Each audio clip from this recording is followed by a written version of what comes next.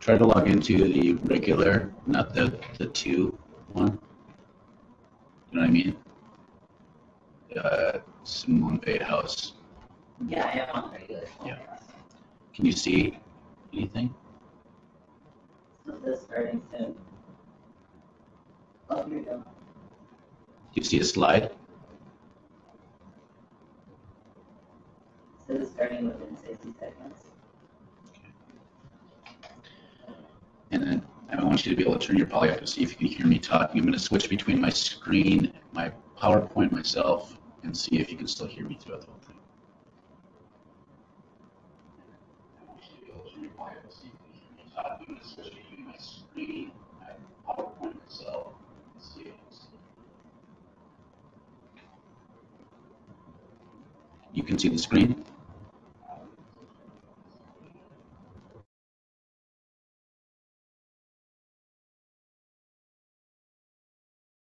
Who's signing in early, we're just doing some technological checking in first. We're planning on starting exactly at noon. Who's signing in early, we're just doing some technological checking in. We're planning on starting exactly at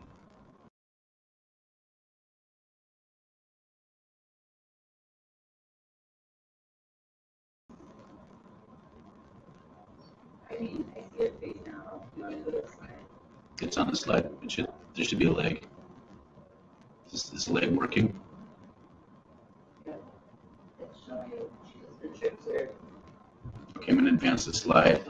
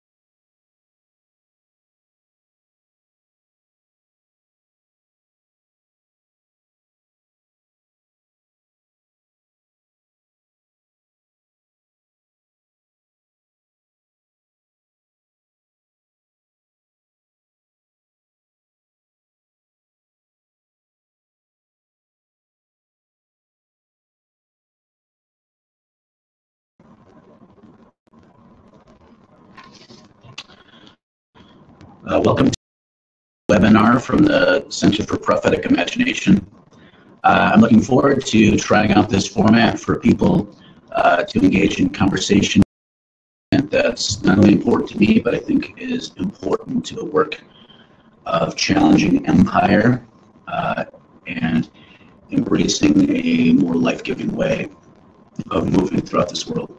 And so why start with Trickster? This is a kind of an obscure topic for people, but part of the reason I'm starting with this conversation about what is a trickster, and is Jesus a trickster, and what that means for us, is that I think for those of us who follow Jesus, or at least are inspired by him, we need to have a good reckoning of the implications of his work.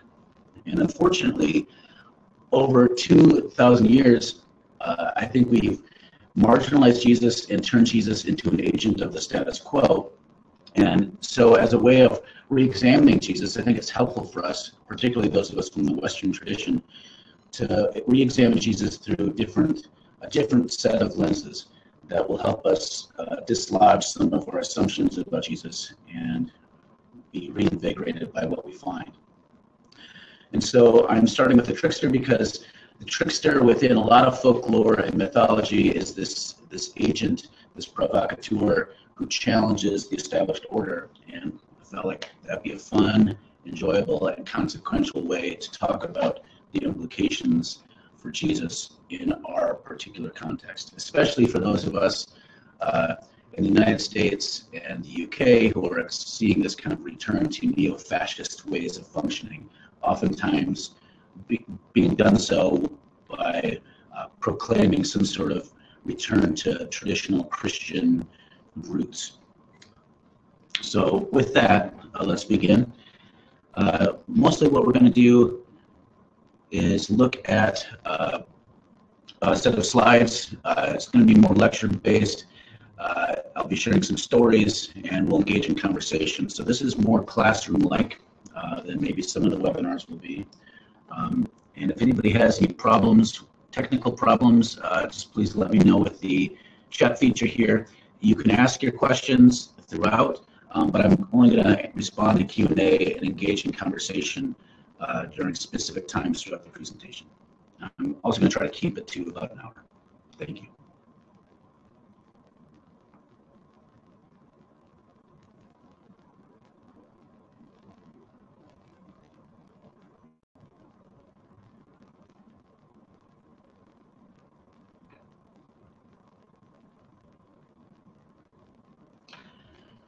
What is a trickster? Tricksters are, this little quote here, tricksters violate principles of social and natural order, playfully disrupting normal life and then reestablishing it on a new basis. This is key. This is from Lewis Hyde's book, Trickster Makes This World, which is a great, wonderful, creative overview of the trickster paradigm. In myth, including religions and folklore, trickster is one who plays tricks, that's kind of obvious, or otherwise disobeys normal rules and conventional behavior. It's important to note that recognizing a universal pattern of tricksters, which we're going to do, like the idea that there is this archetype or this universal figure of a trickster, is a relatively new phenomenon. As far as I can tell, the first time the word trickster was used in this way was in 1885 with the work of Daniel Brinton. So such recognitions of pan-cultural tricksters is kind of an imperial move. I mean, it's this Western tendency to want to categorize every cultural phenomenon and label it according to our own categories. So it tends to strip cultures of their uniqueness and creates and imposes a universal structure over all these various particularities. But, so that's the disclaimer, I think it's still helpful for us recognizing that, to learn from these shared cultural patterns. If our goal isn't to superimpose them on others, but instead to reflect it back on our own experiences.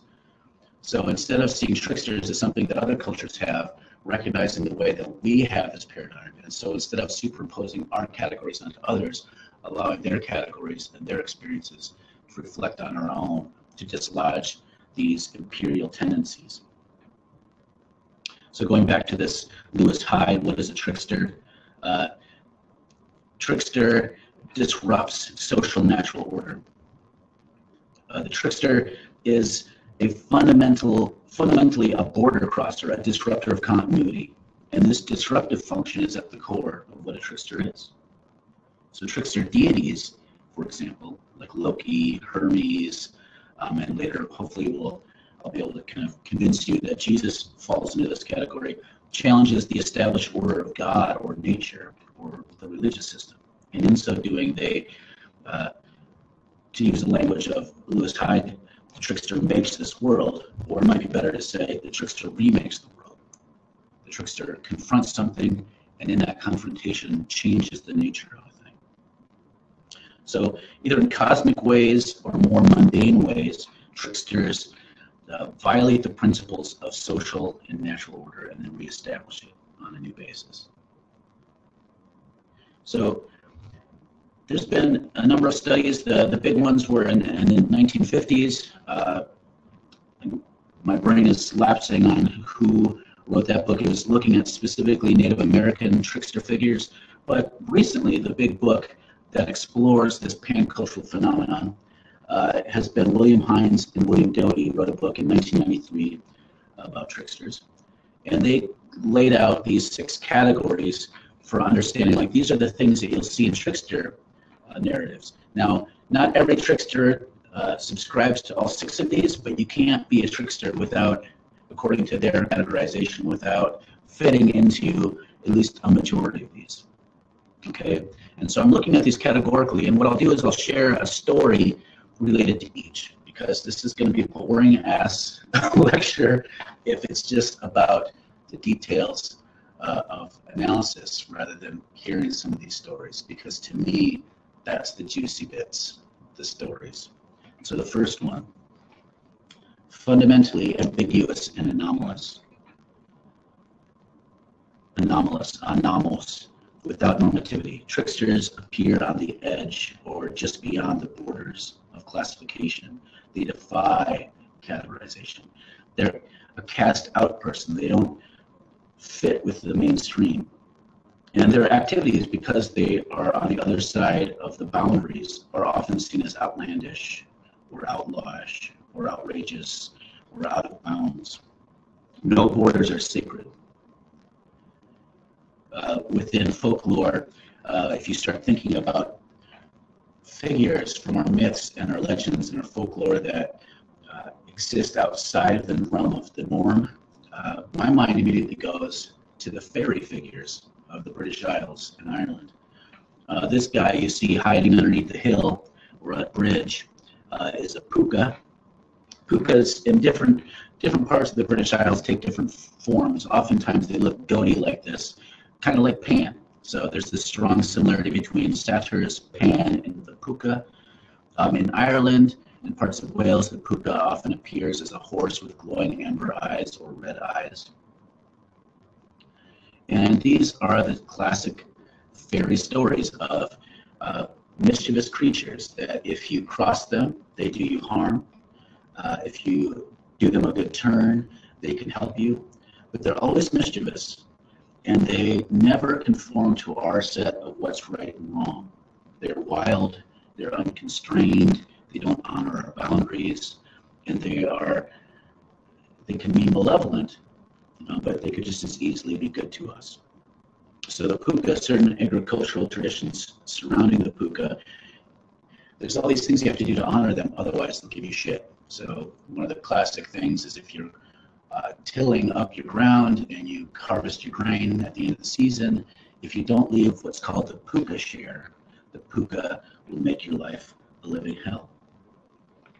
So croppers, even to this day, still sometimes leave the puka share to satisfy this hungry creature.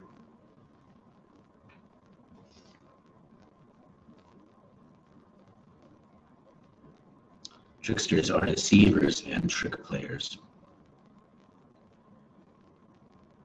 So they lie, they cheat, they trick, they deceive. Sometimes they look like bumbling numbskulls, sometimes they seem incredibly shrewd, once initiated, a trick can exhibit an internal motion all of its own. So oftentimes in the trickster narratives, they do stuff that becomes out of control. It's releasing this raw, chaotic force. One of my favorite trickster stories, this guy here you see on the screen, is Puss in Boots. It's now become famous through the Shrek franchise. But here's the story of Puss in Boots. Classic trickster's tale. The tale opens with a third and youngest son of a miller receiving his inheritance, a cat. At first, the youngest son laments, because the oldest brother, he inherited the mill, and the middle brother, he inherited the mules. And all he got was a stupid cat. But this feline is no ordinary cat. Instead, when he receives them, he requests a pair of boots.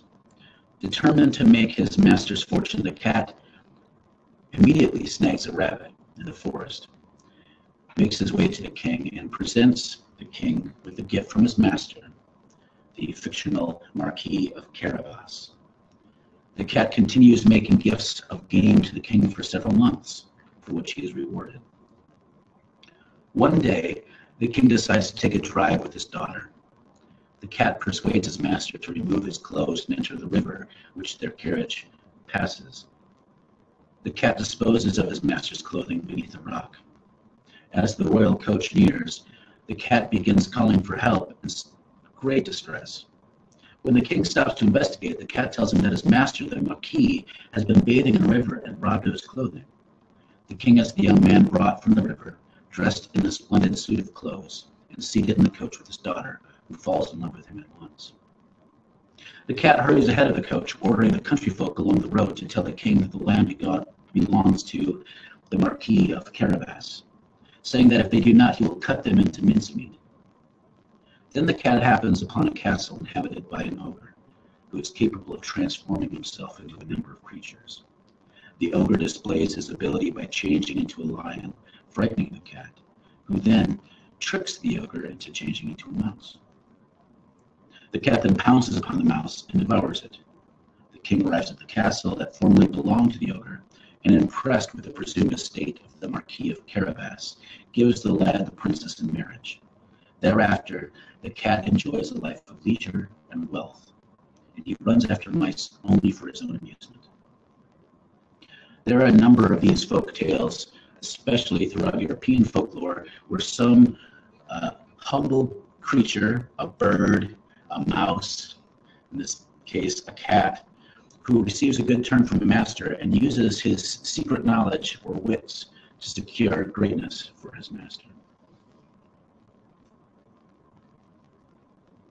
Tricksters are often shapeshifters. A shapeshifter, that's self-explanatory. They can change into different forms or shapes, usually for the sake of disguising themselves, for doing mischief. And my favorite of the trickster shape-changing stories is Loki. Here we have a picture of, this is a giant who's hewing giant stones to build a wall for Asgard. This is the story. A traveling stonesmith came to Asgard one day and promised to build a mighty wall around their entire village. The smith promised he could do it in 3 seasons, and he asked for the hand of the goddess Freya in exchange.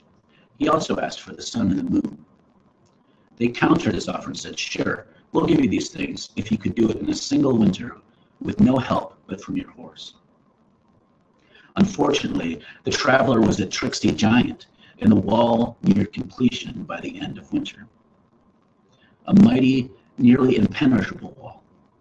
But as hardworking as the giant was, his horse, his fine stallion, Svadilfari, was even more accomplished. Svadilfari would go into the woods and find huge stones and haul them back for the giant.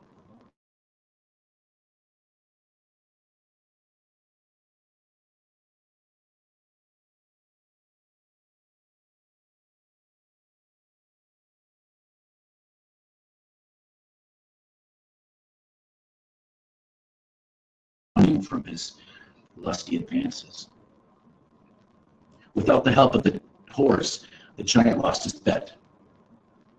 Thor smote the giant with his mighty hammer of Mjolnir and shattered the giant's head into pieces no bigger than breadcrumbs. Meanwhile, after a strangely long absence, Loki returned one day with an 8-legged horse that he'd given birth to, Sleipnir, and he presented Sleipnir to Odin as a gift. Tricksters are situation inverters. They often turn a place of safety into a place of danger, or a place of danger into a place of safety. They can turn a bad situation into a good one, and vice versa. The trickster is often the official ritual profaner of beliefs. They change the situation from something dangerous into something good, oftentimes. Now, this is a story. We see the picture of a little boy confronting a troll or an ogre. This is the Norwegian folk hero, Aslad or Askeladden. Here's the story of Askeladden, Aslad, and the troll. A farmer sent his sons to cut wood in a forest he owned to pay off debts. A troll threatened the first, and he ran off. When the second son came, he was scared off as well. But the youngest, Aslad, asked for food.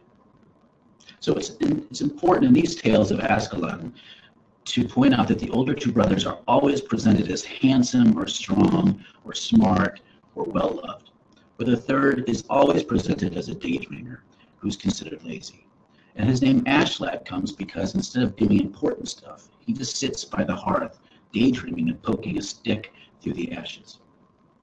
Well, when the troll threatened him, the boy pulled out some cheese, claiming it was a stone. And he squeezed the cheese stone until whey came out.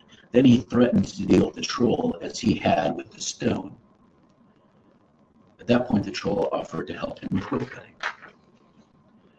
The troll suggested, I think he's starting to catch on, suggested that he come home with him. And he went to build a fire and sent the boy for some water. The boy realized he could not carry the huge buckets, so he declared that they were too small and he would just fetch the spring. So the troll exchanged chores with him. When the porridge was made, they had an eating match. But the boy put more into his sack than into his stomach.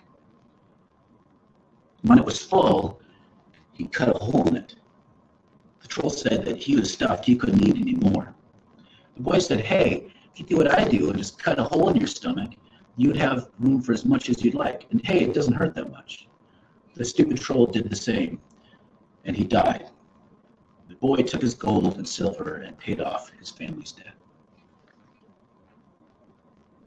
There are thousands of stories like this, often with the third youngest son, who is either considered underappreciated and witty or oftentimes just considered dumb, who uses his wits to turn around a bad situation to his gain.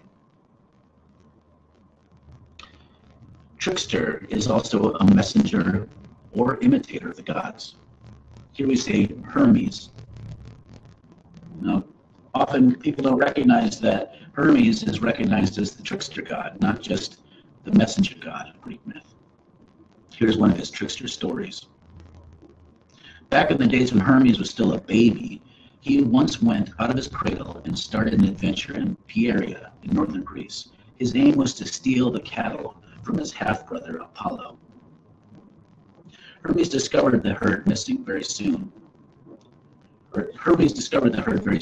One by one, he started pulling the hooves out of the cow's feet and reattaching them backwards. He did the same with his own sandals. Then he took the herd, which now seemed to be walking backwards, and hid the herd inside a cave. Finally, he returned to his cave in Mount Cyllene in Arcadia.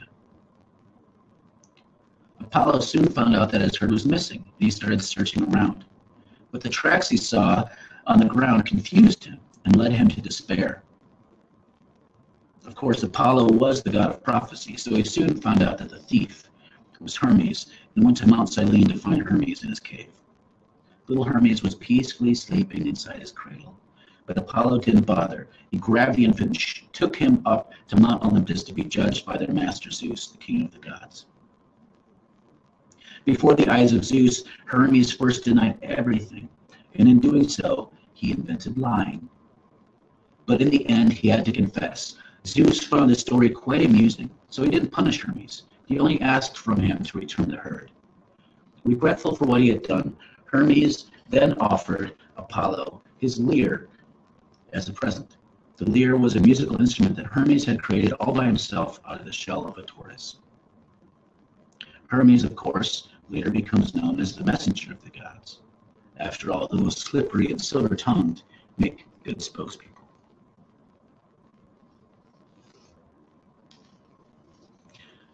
Final category, tricksters are often shrewd and lewd bricoleurs. A bricoleur is someone who engages in bricolage. That's where you take found things and create stuff from them. The bricoleur is a tinkerer or a fix-it person, using their ingenuity to transform anything at hand to form a creative solution. The trickster manifests a distinctive transformative ability. They can find the lewd in the sacred and the sacred in the lewd, and find life from both. The trickster traffics frequently with the transcendent while loosing lewd acts upon the world. This is where you find lots of poop, fart, sex, phallic jokes all throughout trickster narratives, especially from the North American Native Americans. Here's a story as told by Peter Bluecloud, Mohawk poet and folklorist, about Coyote. Coyote and Raven are probably the two most frequently found trickster figures in North America, and this is about Coyote. Coyote stopped to drink at a big lake and saw his reflection. "Now there's a really good-looking coyote," he said, leaning farther over. And of course he fell in. And of course you'll think this is a takeoff on an old theme. But what happened was he drank up the whole lake to keep from drowning. And because he didn't really like the taste of certain fish, he spat them out. And because he felt sorry when he saw them flopping around, he sang a song to give them legs. "Maybe they'll become the first people," Coyote mused aloud. "Oh, no, you don't," said the headman of that tribe of fish. "If it's all the same with you, could you just put us back in the water where we were? And could you please take away these stupid legs?" So Coyote regurgitated the lake and put everything back the way it was. Again, he saw his reflection and said, "Okay, you're pretty good looking, but are you smart? I've been trying to make the first people for a long time now, but nothing wants to be people. So what do I do, huh? Can you tell me?" His reflection studied him for a long time. Then it squatted and dropped a big turd. "Okay," said Coyote. "I guess that's as good an answer as any." Then he himself squatted and began to fashion the first people.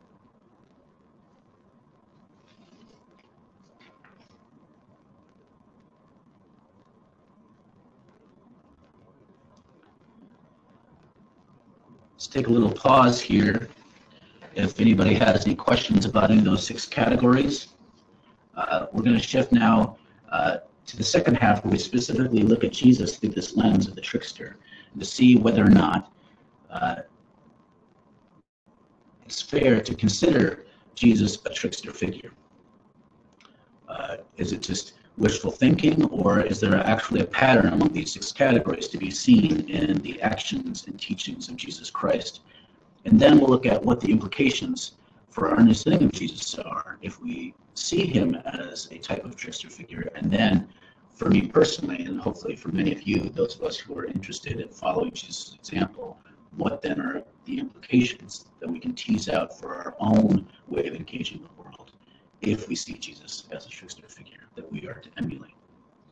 So let's take a couple minutes here. Feel free to engage with this chat feature and ask any questions or leave any comments. After a minute or two, then I'll continue on with our conversation.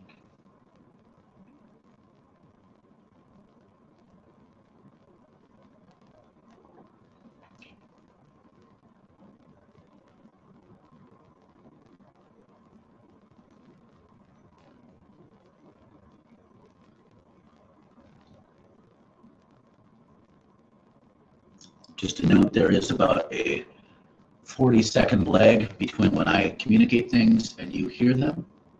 So the reason I'm taking a pause is because after I say it, it'll take you at least 30 seconds to hear it. So I want to give you time to have your questions before I move ahead.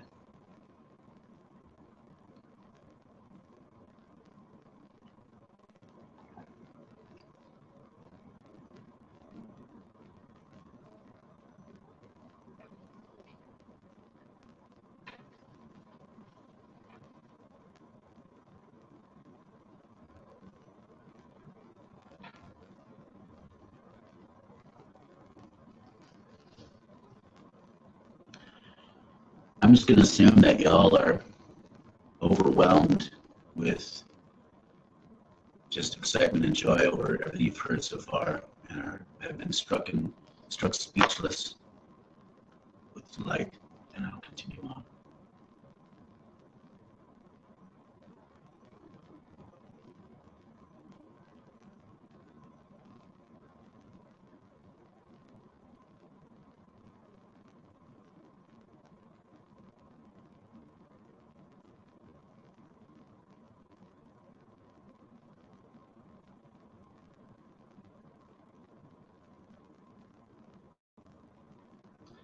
I see that some folks are having some technical difficulties, not seeing anything on YouTube.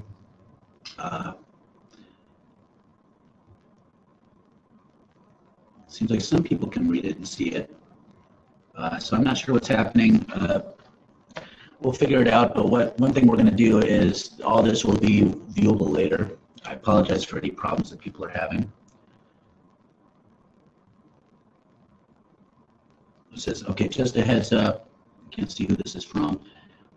Tech-wise, YouTube wasn't allowing the video to play in the webinar jam window, so I'm over in the YouTube window watching and listening. I'm not sure what that's about. I know that webinar jam just changed some of its features, so maybe something happened. But I apologize. All this will be able to be seen and viewed later. But if you're not able to pay attention to things now, it's a bummer.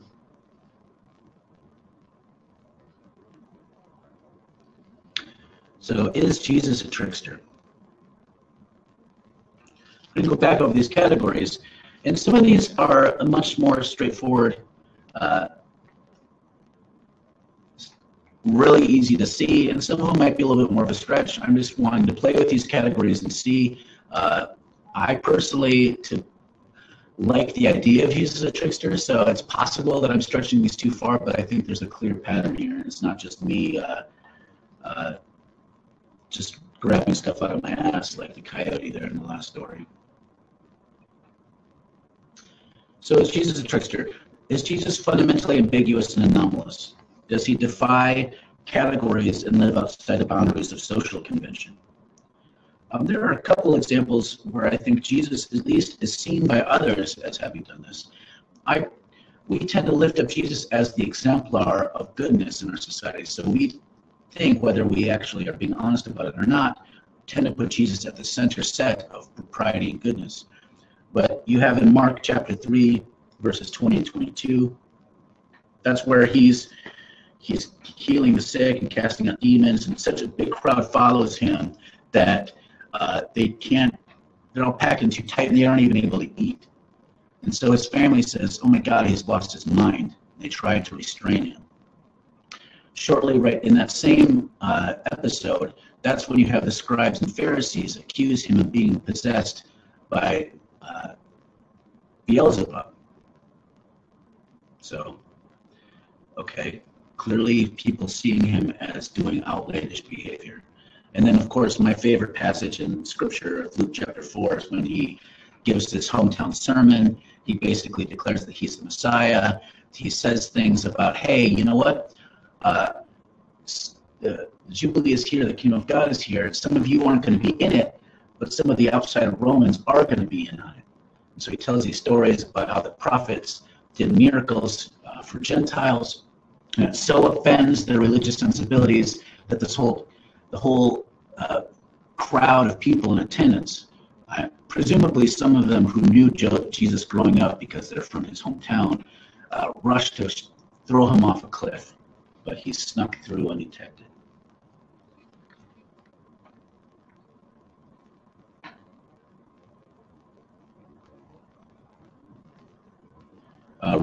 Brianna asked, hey, is this the chat or is the YouTube live feed the chat? If you want to do the chat, you want to do it here right in the box there. I'm not exactly sure how the video screen presents on your side, but that's where you follow along, but all the chatting feature happens here in Webinar Jam.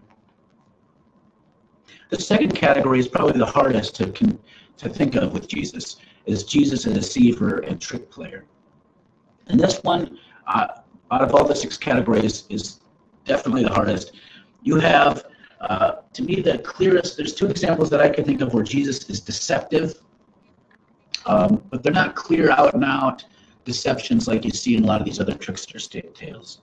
So the ones I'm thinking of are Jesus on the road to Emmaus, where he wanders with them for a time, concealing his identity. Jesus does conceal his identity on other occasions too. But in this particular case, he travels with them and makes it to their home and never really completely fesses up to being the risen Christ until he disappears from their midst. Another deception could be the triumphal entry, where Jesus is deliberately playing to the tropes of both Roman Caesar worship and the people's desire for a militaristic Messiah, and Jesus plays according to that script. It's at least a form of mockery, but whether or not you can see it as a form of deception, I guess, is open to interpretation. The clearest example of Jesus being purposefully involved in deception, though, comes theologically after Jesus, and so this is why it's a stretch.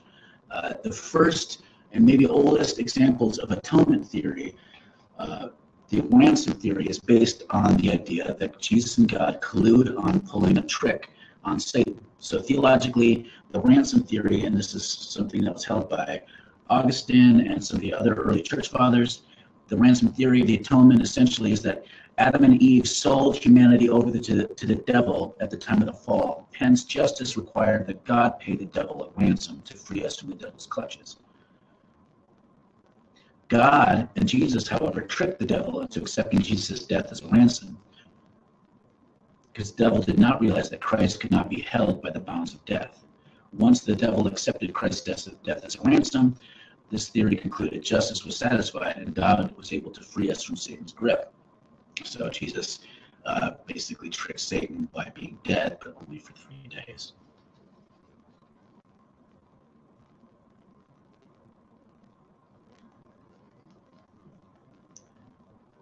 Is Jesus a shapeshifter? Jesus never changes himself into a bat or like a marmot. I don't even know what a marmot is.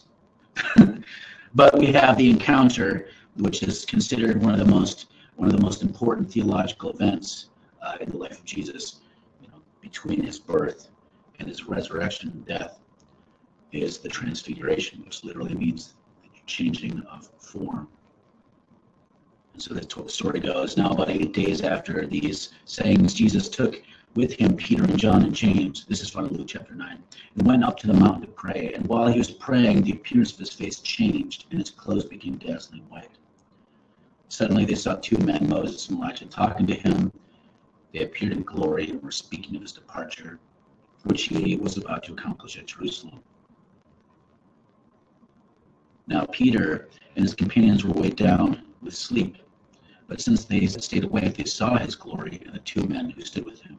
Just as they were leaving him, Peter said to Jesus, Master, it's good for us to be here. Let us make 3 dwellings, one for you and one for Moses and one for Elijah, not knowing what he had said. While he was saying this, a cloud came and overshadowed them, and they were terrified as they entered the cloud. Then from the cloud came a voice that said, This is my son, my chosen. Listen to him. When the voice had spoken, Jesus was found alone, and they kept silent in those days. And in those days told no one of the things they had seen.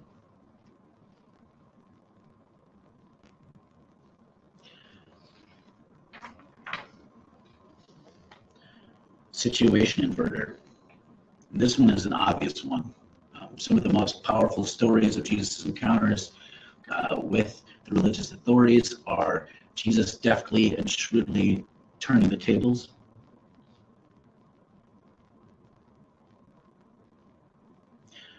Matthew 22. Then the Pharisees went and plotted to entrap him in what he said.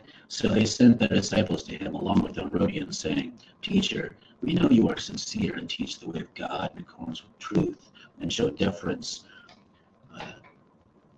to no one, for you do not regard people with partiality. Tell us then what you think. Is it lawful to pay taxes to the emperor or not? But Jesus, aware of their malice, said, Why are you putting me to the test, you hypocrites? Show me the coin you used for the tax. And they brought him a denarius. Then he said to them, Whose head is on this, and whose title? They answered, The emperor's. And he said to them, Give therefore to the emperor the things that are the emperor's. Give to Caesar the things that are Caesar's, and to God the things that are God's. When they heard this, they were amazed, and they left him and went away. Jesus does this a number of times, always tricking the people, not with deception, but throwing their own accusations back at him, turning a dangerous situation into something that really benefits him and enrages his opponents. Is Jesus a messenger and an imitator of the gods? This one is also pretty straightforward. Jesus a number of times speaks on behalf of God. The most famous example of this are where Jesus says that I can only do the things I see my Father in heaven doing. In the whole Gospel of John, Jesus has these I am statements that declare, even if you have a low Christology, that he's stepping into the place of being Yahweh to the people. The Sermon on the Mount is Jesus' second telling or retelling of the law in a way that is punctuated with him saying, You've heard it said, but I say to you. Whether you see Jesus as stepping in as an imitator of God or God himself, he is at the very least acting as a representative, as a spokesperson, a unique spokesperson on behalf of God. And finally, sacred and lewd bricoleur. A couple of accounts of this where Jesus takes things at hands to do something creative. Here are two. This one is found in Matthew 17. After Jesus and his disciples arrived in Capernaum, the collectors of the 2 drachma temple tax came to Peter and asked, Doesn't your teacher pay the temple tax? Yes, he does, he replied. When Peter came into the house, Jesus was the first to speak. What do you think, Simon, he asked. From whom do the kings of the earth collect duty and taxes? From their own children or from others? From others, Peter answered. Then the children are exempt, Jesus said to him. But so that we may not cause offense, go to the lake and throw out your line. Take the first fish you catch, open its mouth, and you'll find a 4 drachma coin. Take it and give it to them for my tax and yours. Another example, John chapter 9. As he went along, he saw a man blind from birth. His disciples asked him, Rabbi, who sinned, this man or his parents? And was he born blind? Neither this man nor his parents sinned, said Jesus. But this happened so that the works of God might be displayed in him. As long as it is day, we must do the works of him who sent me. Night is coming when no one can work. While I am in the world, I am the light of the world. After saying this, he spit on the ground, made some mud from the saliva, and put it on the man's eyes. Go, he said. Wash in the pool of Siloam. This word means sent. So the man went and washed and came home seeing.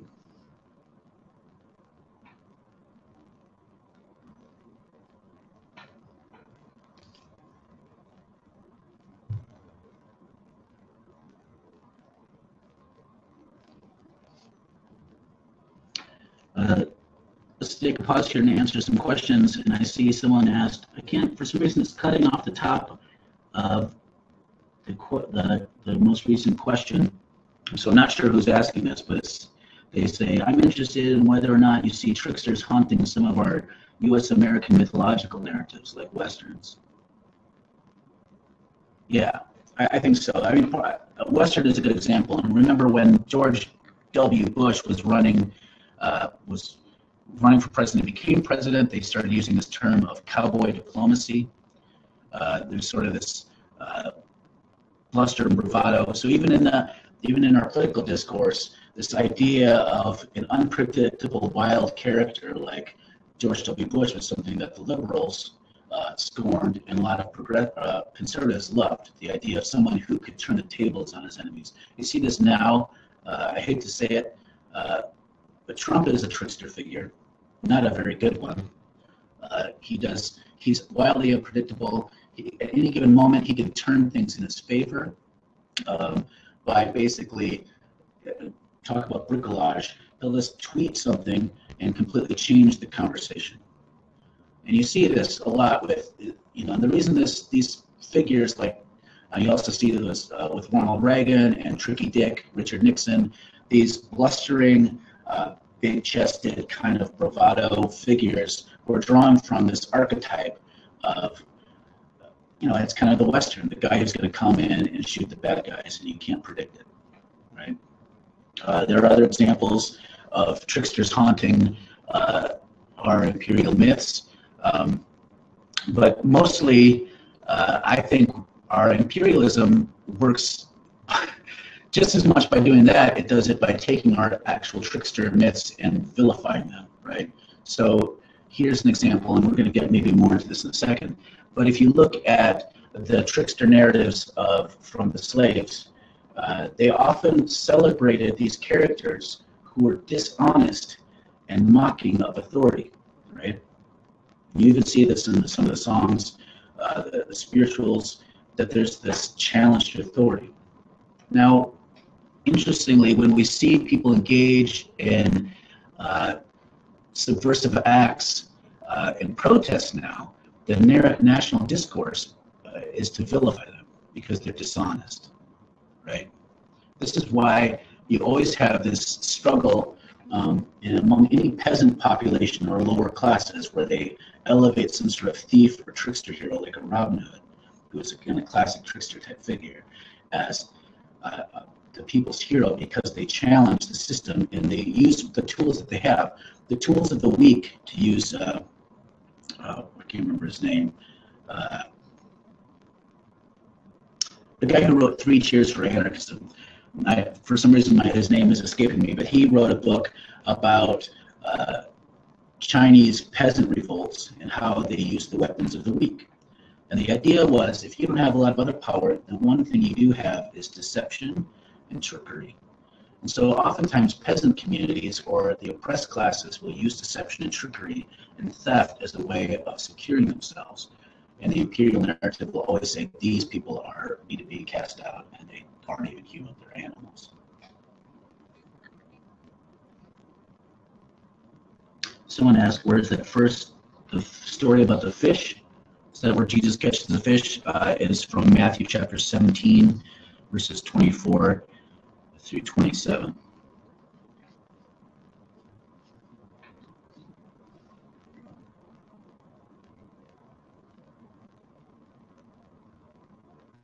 I realized while I've been doing this Q&A, I've been depriving you of seeing my glorious face, and I apologize for robbing you of that juicy delight. Any other questions about either the categories of the trickster, how they play out in our own society, and how we understand Jesus from the lens of being a trickster?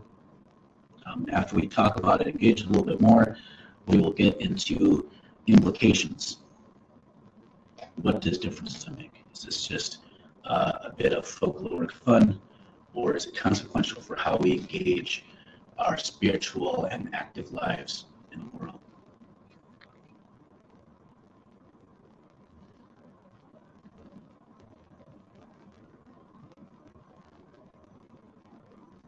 I see Rihanna asked, I'm interested in some themes of difference between trickster cultures. I'm not exactly sure everything you're getting at there, but I know that I noticed there's definitely a difference between the mythologies, like the ones where there are god figures. So stories like Hermes and Loki have a different quality than sort of the folkloric ideas of tricksters. And then in between you get traditions that are kind of more fall into the animist category.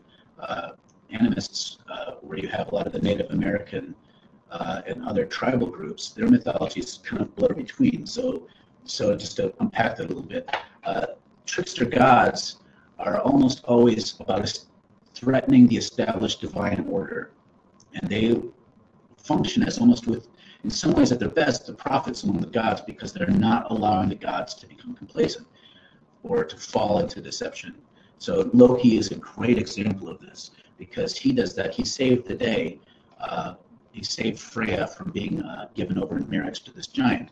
At the same time, if it gets taken too far and becomes malicious, then of course Loki ends up tricking the gods into murdering Halder, and because of that, Hodor, I think is the name of the guy who is the blind guy who got shot, or no, Balder got shot by Halder, who was the blind god, and because of that, he was judged to be chained down underneath a venomous snake who drips poison on his head as he suffers until the day of Ragnarok. Right. So you have this sort of thing. Like at the best, these god figures challenge the order and keep it from getting complacent.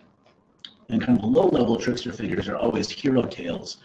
They serve us. They basically exist for us.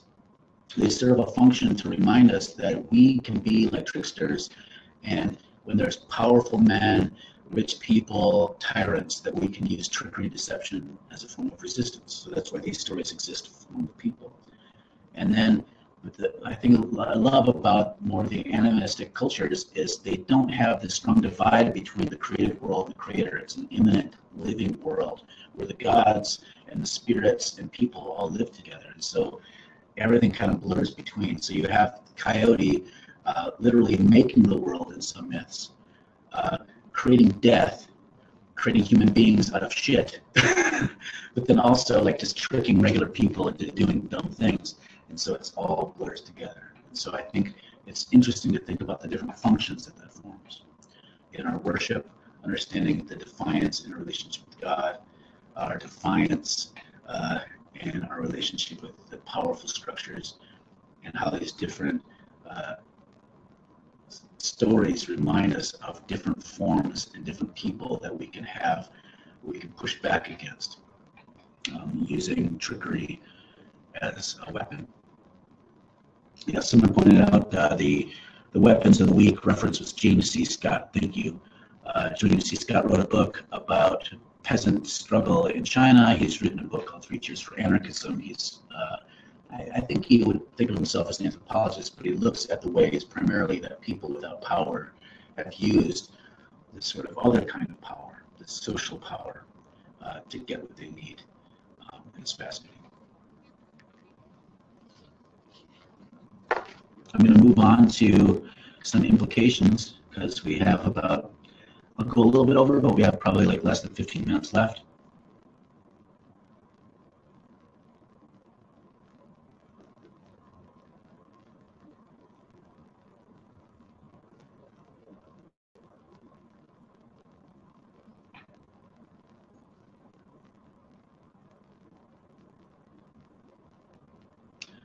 This art, by the way, is from my friend Joel Hedstrom, who collaborated with me on my book, A Wolf at the Gate. So I'm just giving a shout out to Joel Hedstrom's art here.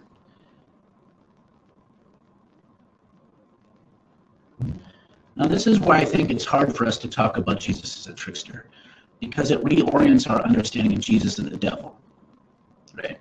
Because if you're going to talk about a trickster figure within Christian mythologies, you're going to talk about the devil. The devil is a deceiver. Jesus is an agent of truth. And that's not untrue, but it's too simplistic. Because clearly, especially in the gospel narratives, if there's if you had to choose between the devil and Jesus as an agent of stability in the status quo, it is Satan that is the agent of stability and status quo, and Jesus is the trickster image. You have Jesus in the wilderness being tempted by the devil. Satan is offering him the ability to have rulership over the world, because he says all authority of these nations has been given to me. So Satan, in a way, has some mastery over empire. He has something to offer Jesus, and Jesus is the one without the power. He, in from the political perspective, is very weak. And his engagement with Satan is a battle of the wits, where Satan is the one who wants to maintain the way things are, and Jesus is the one who threatens the established order. So if you think about that now in our context, in our society, we tend to assume Jesus is an agent of stability. Churches, more than any other institution, even the government, maintains stability and status quo. So even when the government wants to change something like around LGBTQ legislation, churches are the ones that are most resistant. They are the churches, as a power block within our society, tend to be the ones that maintain tradition and stability. And just a provocative question: why is that? And are they, when they do that, are they serving Jesus or are they serving Satan? Let's just ponder that. I'm not going to give you any answers. I think if you know me at all, you know how I answer that. So this calls into question the ways we associate Jesus with traditional virtues. For example, and this is something that I've gotten pushback. I have currently, my son is 9 years old, and I actually try to instill within him the virtue of being tricky and tricksy. Learning a sense of humor, playing practical jokes, good-hearted deception. I want him to learn those things and not feel like he's doing something wrong if he's doing those things for good. The biblical tradition is not that lying in every case is always wrong, because a lot of these figures we have, especially in the Hebrew scriptures, that use deception to trick the Pharaoh, for example, or even in Jesus' way of practicing, if you buy into my suggestion that Jesus used mockery and deception in a form. There's a place for it. The problem is, if we think of honesty as always a virtue, telling people that there are Jews hidden in your floorboards becomes virtuous somehow.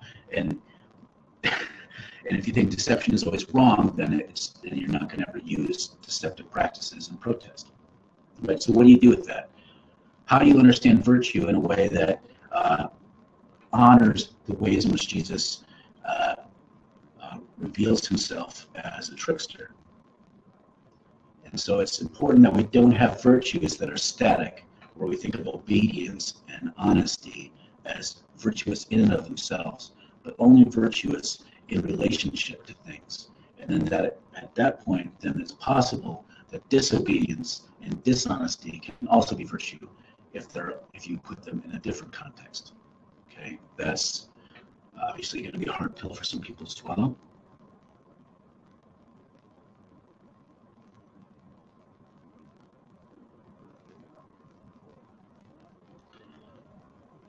And I see Rihanna posted, I'm just going to jump into this because some of these probably were asked earlier before the break, but Rihanna asks, maybe it depends on who you see as the ruler of the world. In the New Testament, Satan is the ruler, and therefore Jesus is the trickster. Yeah, that's right. And the question is, maybe for us now, who is the ruler of the world? I think we tend to assume that somehow God is the ruler of the world and that something has changed, and I'm not so sure it's cut and dry. Somebody also mentions that in Christendom, Jesus is imagined as the ruler and Satan is the trickster. I'm not sure if that's, again, it's cut off the top, so I don't know if that's you, again, Rihanna, saying that, but yeah.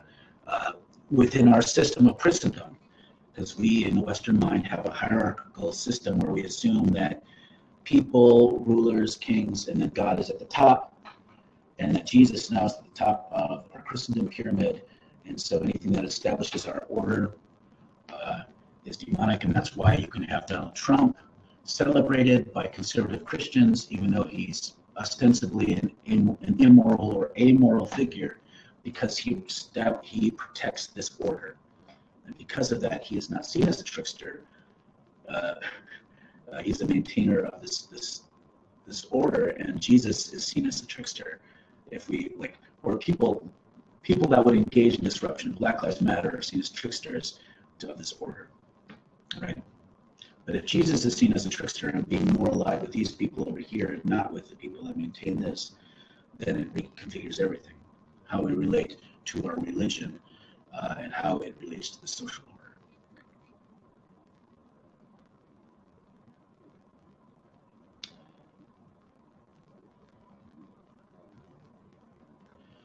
Finally, there's a third implication that I would want to draw out. This creates opportunities for us seeing Jesus as humorous, creative, and shrewd, which I know a lot of you that signed up for this webinar are already tracking with that. But I think it's sometimes a shock for a lot of people to read the gospel narratives as though Jesus is being humorous. We miss almost all of the humor in Scripture. We miss almost all of the Apostle Paul's humor. There's a lot of humor in there. And so it just makes him sound like he's just an agitated dick all the time. But there's humor in Scripture that we just don't have the cultural wherewithal to grasp. So what if we start seeing humor in Scripture? What if we recognize that Jesus cleansing the temple, though a bold and angry act, was also a creative act? That Jesus took what was at hand to make these creative statements, and that we can learn from that. And then Jesus was shrewd, that he was calculating and thoughtful about what he did. And if it's interesting then, why is it that our churches oftentimes will do formation on intellect and certain levels of compassion, which are both important, but we don't think about how do we cultivate the spiritual practices of humor, creativity, and certain kinds of shrewdness and analysis.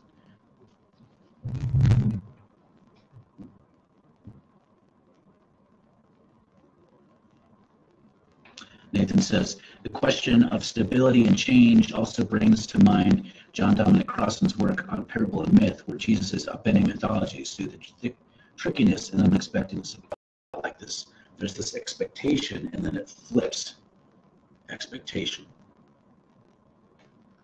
Which again, if you think about it, Jesus' ways of doing sermons versus the way Jesus doing parables and sermons versus the way that we use sermons and parables in our context as a form of continuity, which brings me to our own implications. And I'm going to get through just a few of these things, and then we'll engage in just a few more minutes of Q&A. So feel free to keep asking questions now, and I'll get to them when we're done with this. For those of us who are committed to imitating Christ,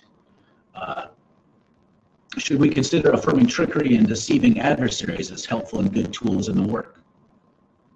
I mean, if we're open to the idea, and then it raises the question, well, how do we do that well? Because obviously there is something virtuous about having integrity and honesty in general. There's a reason we want to teach our children to be honest with us.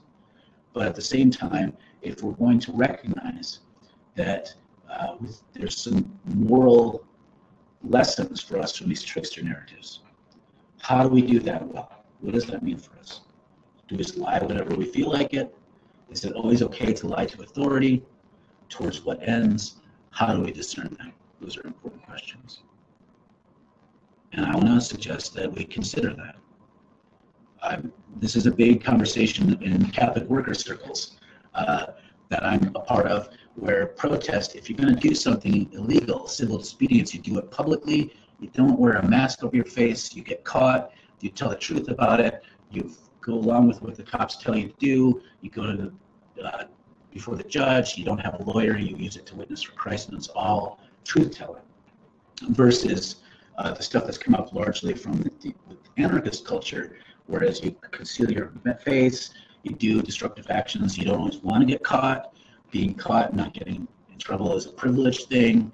It's all about trickery and putting pressure on the state and willingly using deception. Where do this?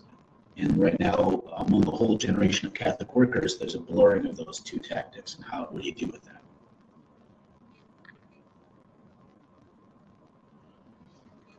A second consequence, if we take this seriously as imitators of Christ, how do we see ourselves in our religious communities as agents of discontinuity rather than continuity? This might not seem like a huge question, but this is the heart of the prophetic function, and I'm going to do another webinar just about this. Because within our, and this, again, I don't want to boil down all of traditional cultures into this easy paradigm, and there's also problems with the word shaman in general, but you can make a comparison between the priestly function and the shamanic function, okay? And I'm going to switch slides for a second with this. Priests within a system of priestly versus shamanic, or priests versus prophets, if you want to buy into that being a helpful comparison, although not universal, priests maintain community and the status quo through a ceremony. So they are the ones who shepherd a community and maintain it in continuity and pass on the traditions. And the shaman comes in, or the Hebrew tradition, the prophets, and also within a Christian tradition, they disrupt. And so they don't do ceremonies that maintain, they do rituals that disrupt. Okay, now here's where it gets interesting for us. If we think about two of our biggest ceremonies within Christianity that are actually used ceremonially to maintain continuity, we have communion, that's how you get in, and Eucharist, that's how you are sustained in it. But they were both instituted as prophetic. Baptism and Eucharist are disruptive. Okay? Think about it. Baptism, you leave one society and enter into a new one, and it's supposed to change you. The act itself as a ritual is supposed to transform your identity. And Eucharistic, the whole argument that Paul had with them is that you're supposed to, this is supposed to be a trigger event that causes you to redistribute, to live more into mutuality. It is fundamentally a disruptive act, and if you eat it unworthily, you will die. Like this is, so these are two disruptive rituals that have become ceremonial. Now, it's important for us to think then, if we want to embrace the trickster function,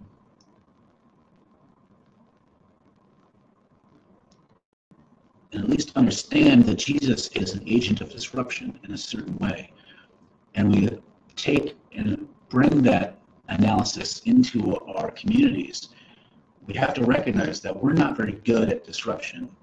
It's kind of this extracurricular thing. Even the way we think about civil disobedience is done in almost this secular kind of way, where it's something that we care about justice, so we'll leave the community to go do provocative acts, but it's not seen as the primary function of religious communities, or at least not by most people. So there's an implication. Third thing, how can we adopt Jesus' ethic of love and kindness without equating them with civility and politeness? Okay, this is huge, because we in Christendom and civilized society, we've equated them. Okay, love and kindness with civility and politeness, and those are different.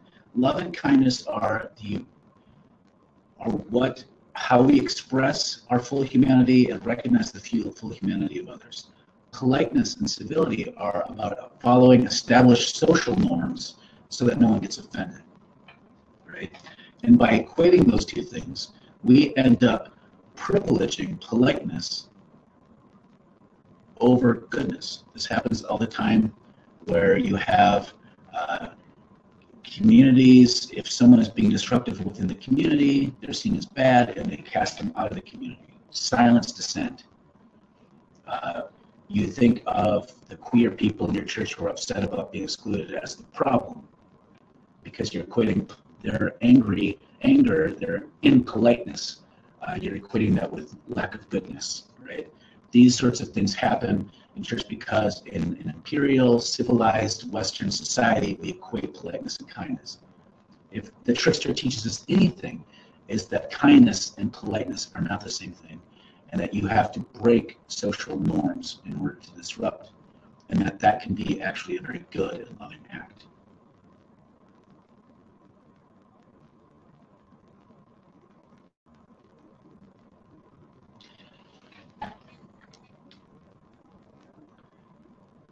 Okay, so that's all I've got. I'm going to spend another couple of minutes engaging with any questions or comments, and then we'll call it good. Keith writes, so just randomly thought of the prestige related to the record of Jesus being so calm, cool at crucifixion, and are you watching closely? I'm not exactly sure what that means. I guess I haven't seen the prestige enough, so I'm going to have to say I don't understand that question or comment. Someone, I think it might be Rihanna, I can't read the top, said, recently talked to an Old Testament prophet who said his goal for doing Bible studies with people is to make them laugh. If people don't laugh, then I failed my job, he said. And that's true. You know what? It's funny.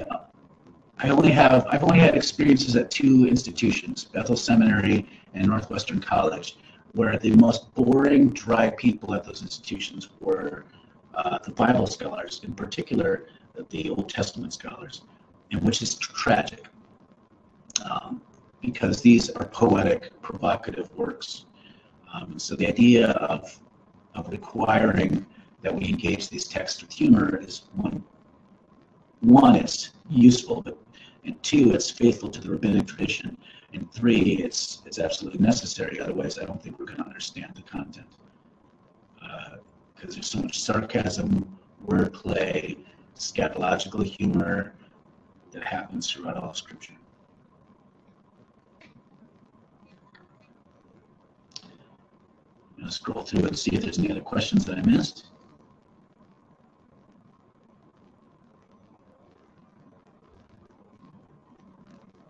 James wrote, it's interested in the relationship between destability and shalom. Oh, that's a good one. This is also this conflation of these two notions of peace. Shalom is about fullness. We tend to want the absence of conflict as peace. And so this is where you get people, police, and people in our society getting upset at the ways like groups like Black Lives Matter or Occupy or the Dakota Access Pipeline protesters, Standing Rock, the water protectors, seeing them as breaking peace, as bringing destability. But what they're doing is actually revealing a hidden fracture that's already there. Before this chaos was ruptured into our public consciousness, there was already pain and brokenness and a lack of shalom. Because what empire likes to do is give, this is why you have the Pax Romana or the Pax Americana. It's this forced down peace that is a form of stasis. It wants to keep things from breaking into our consciousness and keeping people calm and oppressed. Any solid analysis, and we realize, no, there's violence happening. It's one that forces a type of stillness and conformity. So when that ruptures into the public eye, it isn't acting against shalom.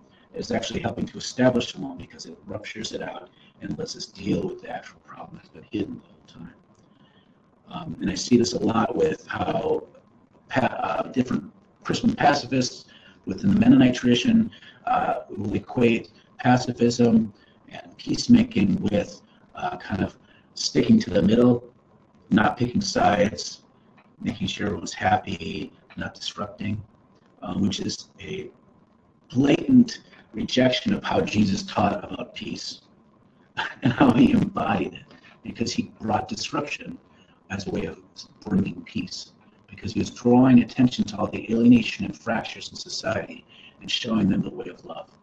And unless our way of seeking shalom looks like that, then we're actually just contributing to the top-down pressure of oppression. This is where oppression or pacifism becomes an oppressive tool if it's just done to keep things quiet rather than bring things to light.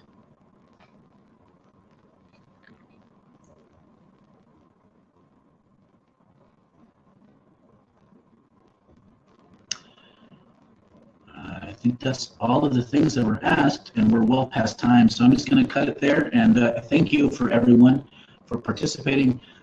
Shortly, I'll be sending out an invite to the next webinar, which I think will be about the prophetic vocation. I'm not exactly sure. And so you can obviously see some parallels with what we've been talking about. And I would just encourage you, if you had any hiccups with your technology, please feel free. A lot of you have my email address, but if you don't, just go to the Center for Prophetic Imagination's website. That's prophetikimagination.org, and send us a message so we can try to deal with those technological hiccups. If you have any questions about anything, you can send them to me there offline. Thank you for being a part of my first webinar. I would also welcome your feedback, your critiques, your praise. Thank you.